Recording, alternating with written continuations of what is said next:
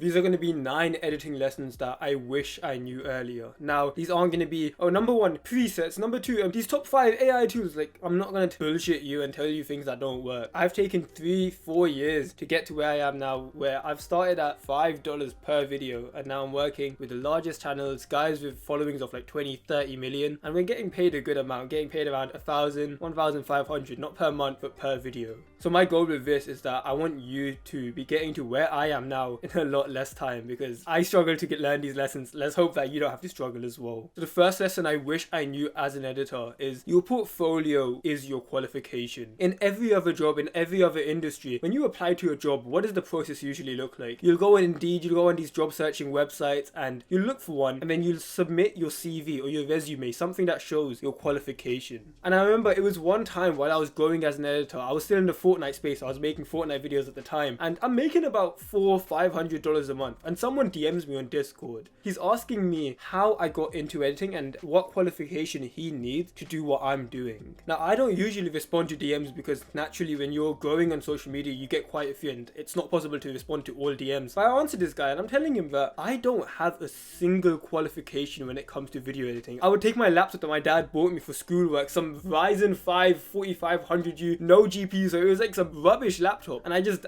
cracked Premiere onto it. Like, the thing is, I don't even think I'm legally supposed to say that shit, but like genuinely, like, bro, I'm a fucking broke 16-year-old. Of course I'm not gonna pay for Premiere, like that shit was expensive back then. But I got Premiere onto this laptop, not expecting to make money or anything from it, and it would be just in my spare time when I'm supposed to be doing my homework and my parents think I'm in my room doing my maths work. I'd be like alt-tabbing in and out of Premiere, so I'd be in Premiere Pro editing whenever my parents come in the room at alt-tab, so it's like I would basically just edit for fun. While in a normal job you need like a CV or qualifications, in video editing your portfolio is your qualification. It's the one thing that people are going to look at, your employers, clients are going to see, and they're going to judge you completely off of that. There's literally no other factor as important as your portfolio. So now that I'm telling you this, how silly would it be if we didn't focus on making it better?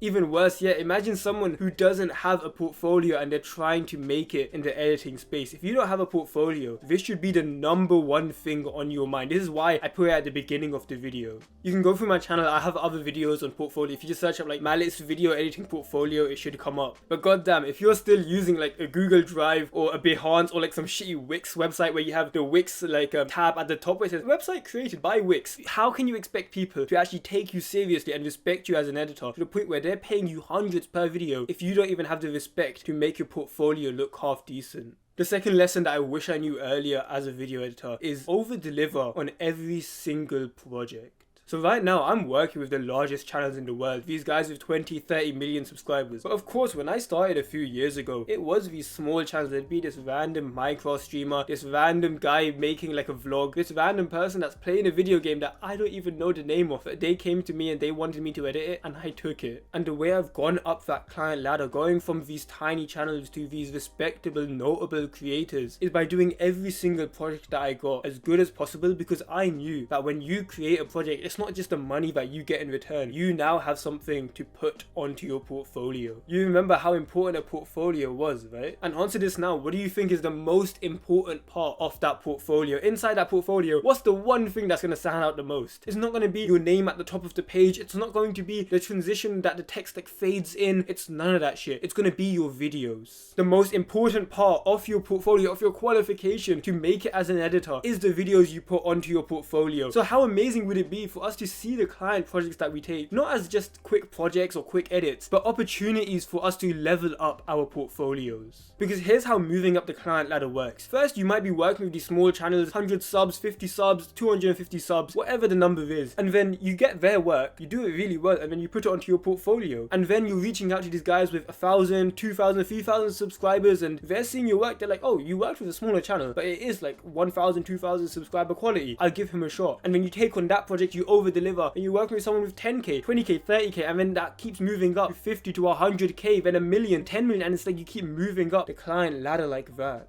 for most video editors, they don't think like me and you. They don't think long term. What they think is, when I get a project, I'm going to rush it as quickly as possible so that I can make my hourly rate as high as possible. And then they wonder why they've been stuck editing the same YouTube shorts for a finance creator who you can tell doesn't even make the money he wants. How to make 100k per month in India. Like, bro, you're editing for the same guy for the last 6 months because you don't give a shit about over delivering on your projects. What these guys do is they rush the video, put that onto their portfolio, and wonder why nobody else wants them. And the reason I'm saying this is because this was me as well when I was younger. And I made the most progress when I started over-delivering and realizing that every single piece of work is an opportunity to up-level your portfolio. Lesson number 3 is that stealing is not bad. So if you're watching this, I'm assuming that you're around my age. I'm 19, you're probably a bit younger, maybe a bit older. But I want you to think about, in school, when we used to be in our classrooms, what would happen if you ever copied someone's work? Okay, maybe you try doing it slyly, but if you got caught, you would get shouted at, you'd get a detention, your work would get like ripped up and thrown away.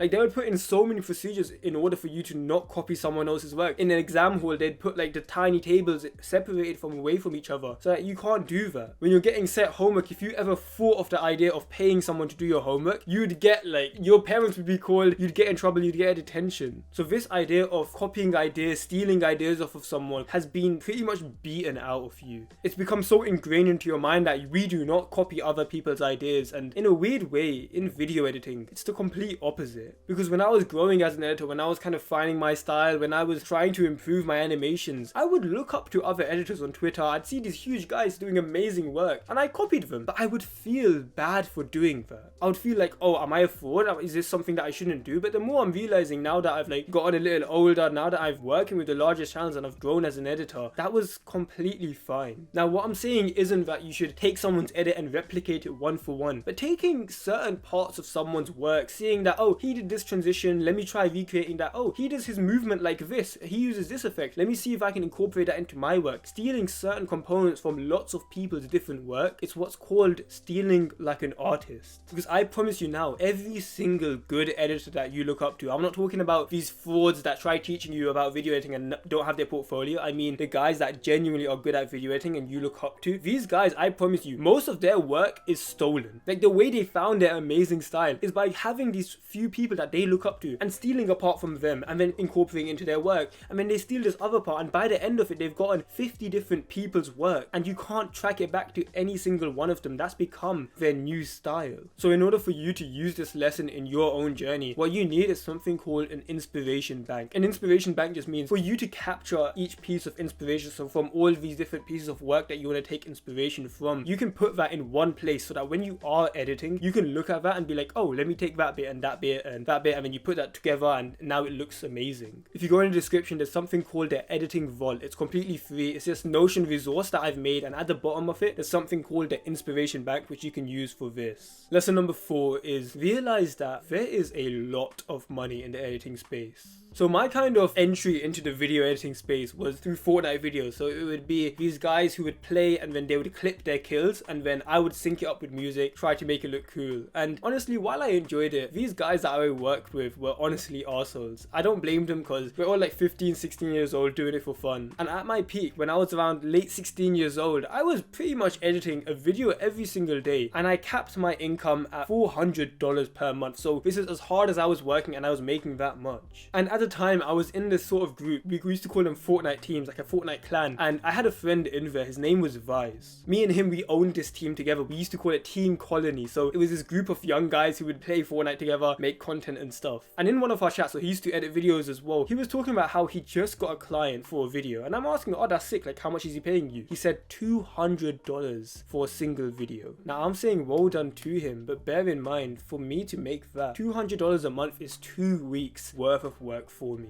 This video is going to take this guy maybe a day or two and he's about to make half of my monthly income in a couple days. I got so jealous that I quite literally switched to content editing. So content editing is pretty much what you do now. So the video editing for YouTube, like proper long form videos, maybe even short form, but content editing isn't these shitty Fortnite montages. So I went into the space, started charging like $8 and then got up to like $50-ish, and by the end of it, I'm making like 2k a month. I thought that I reached my peak when I was making $400 a month, and here I was making 2k a month at 7 17 years old. I thought I was basically rich. So now I'm getting comfortable, making a good amount of money. I guess this is where video editing will take me. I guess this is where it ends. I guess I'll go to uni after this. It was a nice while it lasted. But then while I was in a Twitter group chat, I was invited to this by a guy named Zims, and it was a group chat with the biggest editors in the world. I promise you, if you named a single YouTuber, like the biggest guy, Sidemen, Beta Squad, any YouTube channel that you look up to, their editor is in that chat. Someone invited me because they saw like I was growing, I was an up and coming editor, and I saw them talking about how much they make per month. Someone asked the question, how much do you guys make per month, by the way? And you see answer after answer from each of the editors. 8k, 9k, 7k, 12k, 10k. I still remember seeing those messages in disbelief and thinking that surely these guys are lying. They're just doing it like for attention, they're trying to do it for clout or whatever. Me looking back at myself now, I'm realizing how naive I was, how dumb I was, because I thought video editing didn't have money in it like that. I thought that, oh, everyone just does it on the side. No YouTubers would ever pay that much. Why would anyone pay more than $100 per video? Boy, was I wrong. Because my clients now, I charge over 1,000 per video, and that's not even me saying like I overcharge people. My work is actually worth that. But I've gotten to the point where I'm charging 1,000, 1,500, 2,000, not per month, but per video. You can do the maths. How many videos do I need to edit for me to be making 10, 11, 12k a month? So I wish I could tell my younger self now, don't set these bitchy goals of like, oh, if I make 400 a month, then I'll be happy. That'll be my peak, I guess. You need to realize how much is possible in this space, and then you can work on going towards that goal. Because if you set yourself the goal of like, oh, 500 a month, or maybe you're a bit more ambitious, 1k, 2k, 3k per month, I'll be happy. If you set yourself that goal, how do you expect to even reach that and better? Because let's be real, in the back of your head, even if you set yourself these goals, part of you would be happy if you were getting paid a lot more, wouldn't you?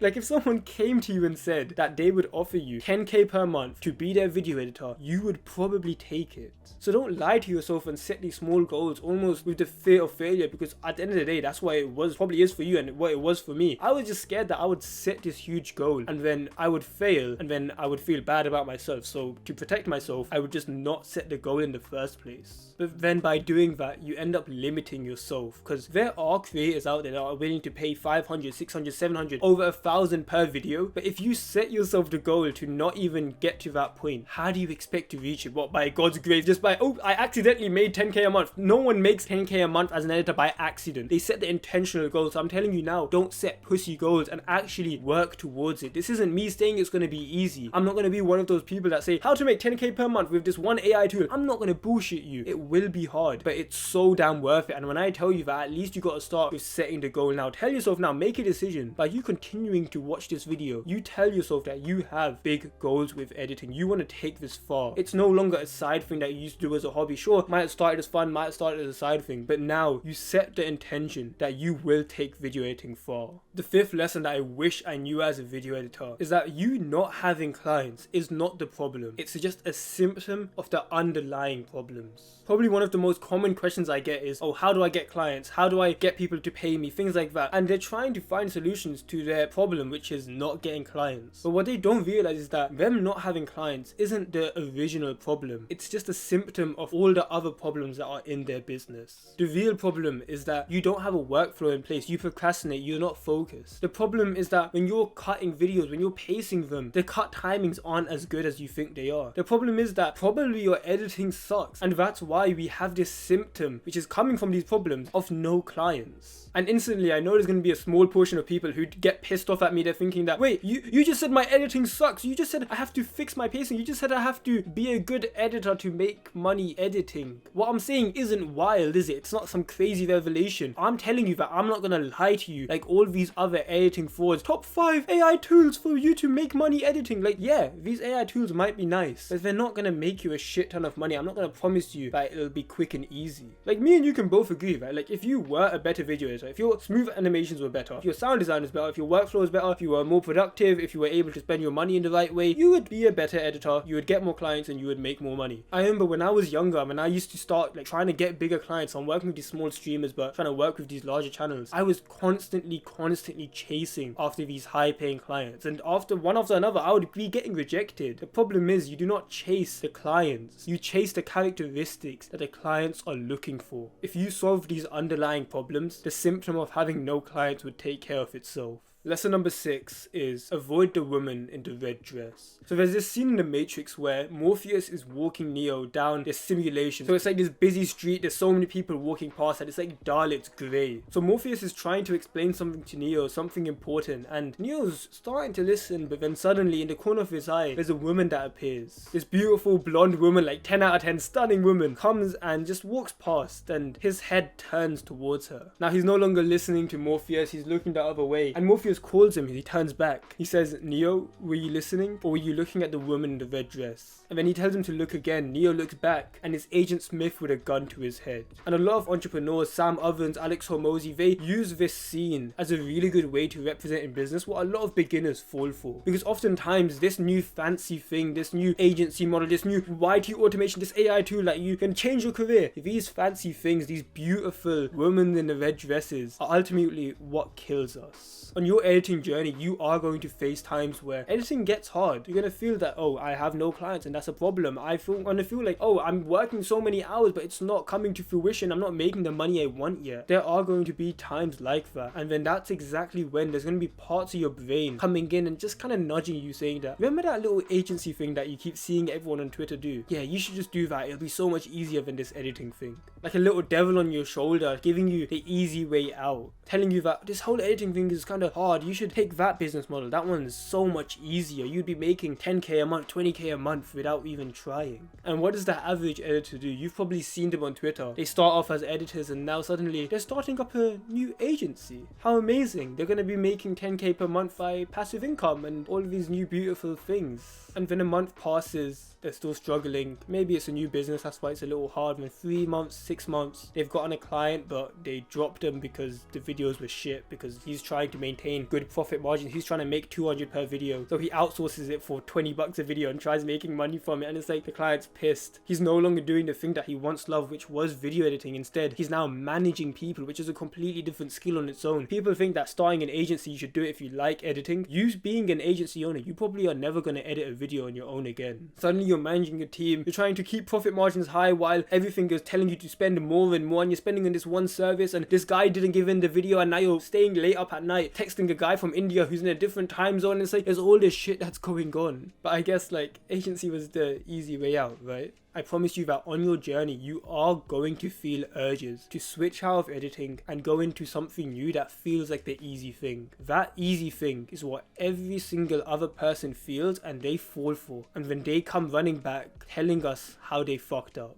So if you aren't going to listen to me, if you are going to start your agency, honestly, I wish you the best. But don't come running back to us when you're struggling to find editors and you're managing this guy and this guy didn't give in it on the deadline, and then you're still struggling to find clients and everyone wants to underpay you, and then this client's complaining that you haven't gotten the videos done and now you got to refund him, and you've basically thrown away your own editing career, and it's going to be extremely hard to build up that momentum that you once had. Don't come complaining when that all happens to you. Like, you've got to realize that it's pretty much my job now to help video editors make a fuck ton of money from editing. So I have seen hundreds of video editors go down this path, and it's honestly sad to see them throw everything away. I see this kid with so much potential, a guy that could genuinely be financially free by this thing that he started as a hobby, working from home, stress-free pretty much once you get the ball rolling, and he throws it all away because he saw some Twitter guru talking about how he started an agency. Like, you realize all these thousands of editors starting agencies, you're probably going to try starting an agency because you see everyone else is doing it, but you're just following the masses of broke editors who all failed. Why is broke editors doing something a reason for you to do the same thing? How can you expect anything different? So it's like, honestly, if you're with us, then you understand that we're not going to give in to the woman in the red dress. And when we see some idiot starting an agency because his editing thing isn't going too well, and instead of trying to fix it and learn more about that, he tries jumping ship into an agency model, we laugh at him because now that's just another kid out of the competition. The 7th lesson that I learned, and honestly this is probably the greatest lever that I had on my editing career, it's meet like-minded editors. I'd love to say that I'm amazing, that I worked hard and I'm like some sick guy who's super smart, but if I'm being honest, sure, I did the work and I became better as an editor. But I don't think I would have been here if I didn't have like my close friends to me. These two guys I want to shout out, genuinely, I fucking love these guys. Vise and Danny. Vise and Danny, I met these guys I think around 4 years ago in a Fortnite team, and we still talk closely together now. And sure, it started more as like a, oh, we're starting this Fortnite team, we're so professional and stuff, but we genuinely became like good friends through that. We would be talking like every single day on Discord, being in calls, we'd be editing together, sharing our work, and like we'd be up late at at night, not even talking about editing anymore, but just like life, and these were genuinely close friends. And I think the reason that I valued it so much, and this is gonna sound sad as fuck, but like you can probably relate to it, there's not many people in like your real life that you can relate to as much when you get into editing and like the business side of things. Like real talk, bro, like you're watching a video right now about video editing and how to make a shit ton of money from it, and you're going on that journey. How many other people from your school do you know that edit videos and they want to take it far? Sure, there might be just one guy who makes TikToks on CapCut or something, but it's like you're trying to take this seriously and you don't fit in with most people anymore. So for me to originally find Vice and Danny, I don't think that I would have grown as much if I didn't have these guys to bounce ideas off of. Mr. Beast talks about this as well, this idea that when he was growing, he had like 3-4 guys and they were this small group where they would bounce ideas off of each other, and it was amazing to know like there's this ambitious guy who has very similar goals to me, and we're able to not only learn on our own and learn from our own lessons, but we can share lessons between each other. In a weird way, that's like what me and you are doing right now, bro. Like I've learned these certain lessons and I'm sharing that to you. There's that quote which is, you are the 5 people that you spend the most time with. You've probably heard of it. So the people that you surround yourself with, you're going to become more like them. If you hang out with 5 drug dealers, you'll probably be the 6th. If you hang out with 5 people who are good at maths, you'll probably be good at maths. If you're chilling with 5 really good editors who are extremely ambitious, you're probably going to be the 6th.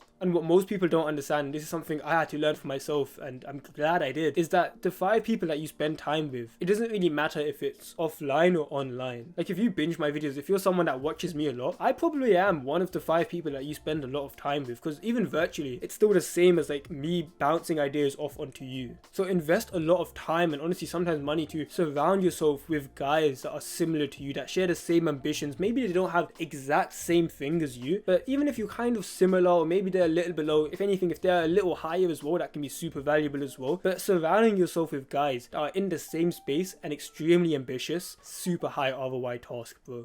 The 8th lesson that really helped me as a video editor is fix your outside life as well. Sometimes when you're trying to grow, you're trying to get more productive, get better at editing, try and get clients, you're putting in the effort. I'm not saying that you're not trying, but it can feel like the universe is almost going against you. You're swimming upstream. Like you look at this other editor and you're thinking that this guy isn't even that much better than me. Maybe, okay, he's got a little bit smooth animations, but like I could get there as well. For some reason, it looks like he's thriving and I'm here struggling even though I'm putting the hours in. I was listening to a video by this entrepreneur, his name's Sam Ovens, like sick guy, I think he's worth around 10 million or something like that. He has this concept called excellence in all areas. What that means is, in order for you to be excellent in your work, in your business, it means that you need to be excellent everywhere else too. What might be happening to you if you feel like you're working hard but your editing isn't really working, like you're putting in the hours but it's just not working, your editing might be trying to improve but your life just hasn't caught up. Because let's take a second to imagine the type of editor that's making 10k a month. If you just like close your eyes right now and imagine, who's the type of editor who would make 10k per month?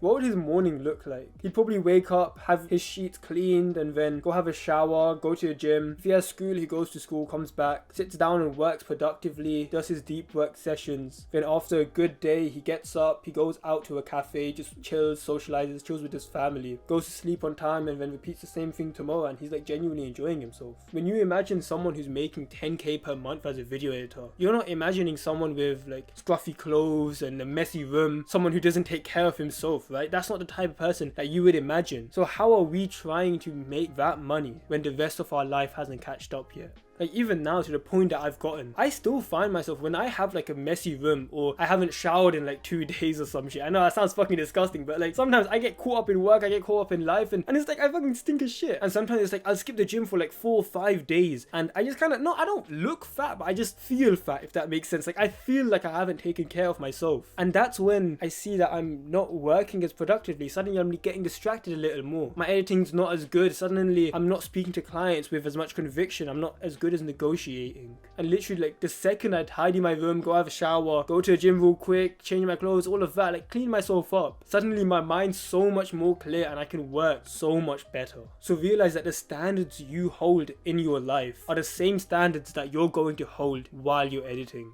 Like if you're a messy room type of guy, if you're someone that kind of lets things slip, oh, this thing's kind of messy, but I'll do it for next time, you're probably going to be a guy where while you're editing and the video's a little bit scruffy, it's not perfect. Oh, it's okay, like I'll fix it later, I'll tidy it later, I'll fix the animation next time, and oh, I'll just give this in, this should be fine. Look around you right now, look at your room. If your room's a tip, if there's a few things lying around, you got dirty clothes on your floor, try cleaning that up. Go have a shower. Like, this isn't even me calling you a stinky bastard, but like, go have a shower, put some cologne on, get yourself to a point where you can look in the mirror and you're proud of who you see, and you'll realize that you become so much more motivated while you're working. The 9th lesson that I want to share with you is be careful who you listen to. If you watch videos like mine, you're probably a lot more ambitious than most people. You've got these huge dreams, you want to make that 10k month, like that golden number that everyone talks about. Sure, it sounds kind of cringe when people say, oh, make 10k per month, but that number is in your mind. So you've got these huge dreams, and on your way there, you're going to have people that try and kind of stop you. It's going to be your parents saying that you're going to uni, you're going to go further education. Oh God, why don't you work like a real job? Go get a real job. Like, editing isn't that profitable. Like, no one would spend money on that. I think it's like, son, I think what you should do is you should keep it on the side and like don't take it too seriously. And you're going to have people in your life who tell you these things, and while they do mean well, I don't think they're bad people for saying these things. I think, like, my parents still want me to go to university. I've told them that I'm not, and they're coming to terms with the fact that I'm not going to university because this is my work. Like, I edit, I make videos, and it's like, I love entrepreneurship. But it's like, the reason that they want me to go isn't because they hate me. It's not because they want me to live a sad life. It's because they genuinely care for me. So like, these people mean well when they tell you these limiting things, but you've got to realize that for your dreams to thrive, sometimes that means someone else dies. And if you look at this person that's giving you advice, and as sad as this is to say, but you wouldn't want to live a life like theirs, what else would you expect if you take advice from them? This sounds controversial as fuck, but genuinely, if someone doesn't have what you want, I don't think you should listen to them. Sometimes I'll have my friends say that, like, I think my friends are amazing people, I fucking love them, but there's days where it's like, oh, see, if you're working too hard, you need to take a break, and it's like, I don't think you should do that thing, and it's like, but I like working. I enjoy being at home, working on my business and making a ridiculous amount of money. I enjoy like the struggle that a business comes with. Oh, I'm missing this one client, I need to get this client, I need to sort out my workflow in this way, and that is a hard thing to do, but I enjoy that grind. Like, if you're someone that works quite hard, if you're watching videos like this, you probably are. You can imagine someone telling you, like, you're working quite a bit, you need to take a break. You need to take a break. You work too hard, you should stop working so much. You have all these people putting their limiting beliefs onto you. And like a dumbass, you said okay. You just kind of laughed along and you were like, oh yeah, I do work too hard. Yeah, you're right. I do need to take a break. You've allowed their limiting beliefs to be implanted into you. Like, let's just think about people starting an agency. Maybe you've had a slight thought in your head. This isn't me saying that you were going to start one, but in the back of your mind, just like a tiny thought, maybe it's been there. Let's really like delve into why that would even be there for an editor. Why would an editor randomly have the thought of an agency? Because for us to have a thought, that must mean someone has put the thought into us. We are not born with thoughts. It's not like you came out of the womb, like you were born and you had the thought of starting an agency in your head. So that means someone else must have implanted that thought into your brain. The reason there's some editors that have really good potential and they think of starting an agency is because they've seen hundreds of video editors starting their own agencies. They've heard hundreds, if not thousands, of video editors saying that, oh, agencies are the new thing, but they're broke. This isn't even me being rude or like saying, but like, these are unsuccessful editors who have failed at editing and now trying to start an agency which has also failed. You just seeing them has put the belief into your head that you should also start one. You need to be extremely careful with the thoughts, the beliefs that you implant into your brain. Just by being in a conversation with someone, you automatically take on their thoughts. Like, think about that. You know how you are learning from me right now, the words that I speak. You are listening to my words and you are taking that in, and I hope that my lessons are beneficial for you. And if you want to achieve what I've achieved, like, I've gotten a decent amount in editing, like, if that's something you like, then me brainwashing you in some sense is technically valuable. And instantly that sounds kind of weird. It's like, what do you mean, man? It's like, Sayeef, what do you mean you're brainwashing me, bro? But you're essentially getting brainwashed. Brainwashing is basically just like, oh, you're changing the way someone thinks, but like, that's happening to you anyways. Like, when your parents tell you something again and again and again, that becomes a core belief. When your teachers tell you something again and again and again, oh, make sure you get the answers right, and when you're punished for getting an answer wrong, that becomes a core belief. That's why so many people are perfectionists. When people are scared to make this mistakes in their editing, where does that belief come from? It's because your teachers would punish you for making mistakes when you were younger. So if you know that someone's going to be implanting beliefs into you, wouldn't it be better to have someone that you actually respect? What I've done for myself and what I think will serve you is allow the minds of successful people to almost implant their beliefs into yours. If you want to get better at social skills, talk to more social people. Just be around them more, and then you will naturally start implanting their beliefs. He will start saying these certain phrases. You might not agree with it, but he clearly has a better social life than you, so you implanting his beliefs will help your social life. If you want to get better at business, if you want to make more money, then don't take the beliefs off of TikTok, some broke kid on TikTok telling you how to make money. Or like, don't listen to your friends that are telling you, oh, I heard YouTube automation has money in it. Don't listen to them. Start binging entrepreneurship content. Listen to rich people about how to get rich. Like Alex Hormozi says, it's like don't listen to broke people about how to get rich. Listen to rich people on how to make money. Because the worst thing that you can do on your editing journey, on your entrepreneurship journey, and this is something I'm saying to my younger self, don't allow limiting beliefs of people that you don't want to be like to enter your mind. The journey that you're on right now is different to most people. You don't want to work a normal job. You don't want to go university. So don't listen to someone who's gone down a path that you don't want to go down. And of course, you don't need to be an arsehole about this. You don't need to tell people like, I'm not listening to you. You are implanting limiting. Like, don't be a weirdo and scream this in people's faces, but just keep it in your mind. Like, okay, this guy's giving me advice. Does he have expertise in this area? If he does, listen to him. If there's someone that knows more about gardening and I want to learn about gardening and he tells me something that I disagree with, it's like, I'm gonna listen to him. I'm gonna shut my own brain off. This guy knows more about gardening. I'm going to listen to this guy when it comes to this topic. Like, if someone has more expertise than you, listen to them 100%. But if someone doesn't, you can kind of like mentally ignore that person. So coming to the end of the video now, you can scroll down right now, click the red subscribe button. You can like the video. Basically, if you like the video, you'll see more videos like this. Allow me to brainwash you and change your beliefs, I guess, and implant my beliefs into your head. Yeah, but do all that YouTube shit, and there'll be a video here which you can watch. Take care. Peace.